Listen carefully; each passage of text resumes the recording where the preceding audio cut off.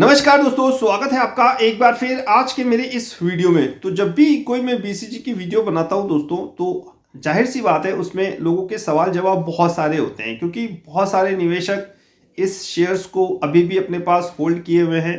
तो उनके सवालों के जवाब देना मेरी हमेशा प्राथमिकता रही है, चाहे वो वीडियो के माध्यम से दूं, चाहे वो यूट्यूब कमेंट्स बॉक्स के माध्यम से दूं। लेकिन कभी कभी ऐसे क्वेश्चंस आ जाते हैं जो वीडियो के द्वारा ही उनके आंसर दिए जा सकते हैं। जैसा कि कल एक क्वेश्चन आया मेरे पास कि सर आखिर क्यों हमें 10 तारीख तक का इंतजार करना चाहिए, 10 जनवरी तक का इंतजार करना चाहिए। देखिए 10 जनवरी को बीसीजी जो है वो ऑडिट रिजल्ट दे रहा है, तो इसी के रिगार्डिंग सवाल था कि सर आखिर क्यों हमें 10 तारीख तक का इंतजार करना चाहिए। ये क्वेश्चन काफ़ी इंपॉर्टेंट है, ठीक है। बहुत आप लोगों को पता होंगी सारी चीज़, ऑन ऑडिट और ऑडिट की इंपॉर्टेंस आपको पता है, लेकिन बहुत से लोग ऐसे हैं जिनको ये सारी चीज़ें नहीं पता होती। उनको देखता है कि अरे रिजल्ट आ गया है, ठीक है, तो उन्होंने सवाल पूछा, तो मेरा साहब फर्ज है आप लोगों को जवाब देना वीडियो के माध्यम से, ताकि वीडियो के माध्यम से आप चीज़ों को सही तरीके से समझ सको। देखिए 10 तारीख तक का हमें इंतज़ार इसलिए करना चाहिए क्योंकि 10 तारीख को जो बीसीजी के रिजल्ट आ रहे हैं वो ऑडिटेड रिजल्ट हैं। अभी तक अनऑडिटेड रिजल्ट थे, अब ये रिजल्ट ऑडिट होंगे। इनसे क्या पता चलेगा? इनसे ये पता चलेगा कि जो बीसीजी सब्सिडी के बारे में बात कर रहा है वो सही है या नहीं है, ठीक है।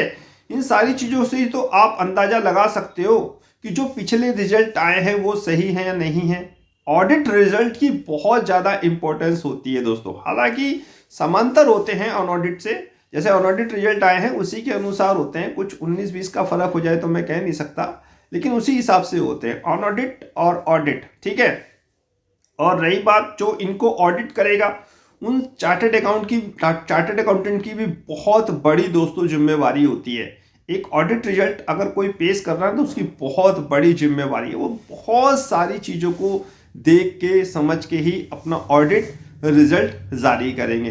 फिर वो डिस्क्लेमर वगैरह देंगे, अगर उन्हें कोई प्रॉब्लम लगी तो, नहीं लगी तो एक क्लीन रिपोर्ट वो जारी कर सकते हैं। तो ऑडिट रिजल्ट की बहुत ज़्यादा इंपॉर्टेंट होती है। इसी इंपॉर्टेंट को आपको समझना है और 10 तारीख तक का आपको इंतज़ार करना है, जैसा कि पिछली वीडियो में मैंने आपको बताया। बहुत सारी चीज़ें क्लियर करनी होती है साहब ऑडिट रिजल्ट में।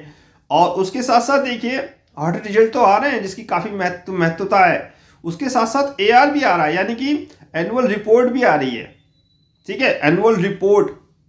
और उससे भी बहुत सारी चीज़ें दोस्तों हमें पता चलेंगी कि आखिर कंपनी किस दिशा में जा रही है। एनुअल रिपोर्ट की बहुत ही इंपॉर्टेंस होती है। जब भी किसी कंपनी की एनुअल रिपोर्ट आए तो आपको उसको पढ़ना चाहिए, समझना चाहिए कि जिस कंपनी में आपने निवेश किया है उस कंपनी आखिर जा किस दिशा में रही है।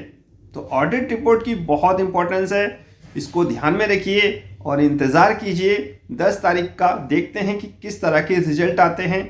इन्हीं रिजल्ट से हमें मैक्सिमम चीज़ें पता चलेंगी, इनकी सब्सिडी वगैरह के बारे में पता चलेगा, ठीक है, सेल्स वगैरह के बारे में पता चलेगा, प्रॉफिट वगैरह के बारे में पता चलेगा।